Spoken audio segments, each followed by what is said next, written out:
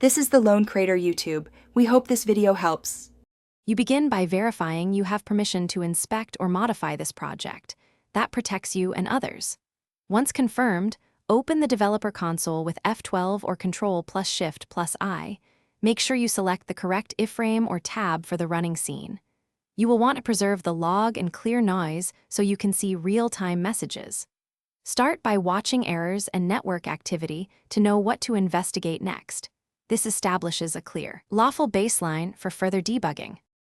You now inspect structure and runtime behavior to find why things act the way they do. Use elements to make temporary edits and see visual effects. You can revert at any time.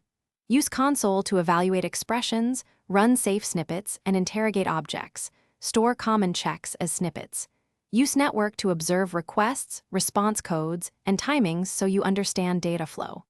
Once done, reproduce the issue while watching logs so you can capture the precise failure point. You finish by applying only the changes you validated in a controlled environment and then verify behavior persists across reloads.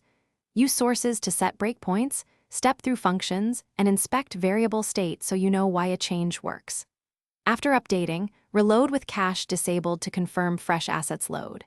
If something goes wrong, check console errors first, then clear cache and retry. If errors persist, revert recent edits and compare with your saved baseline to isolate the cause. Thanks for watching.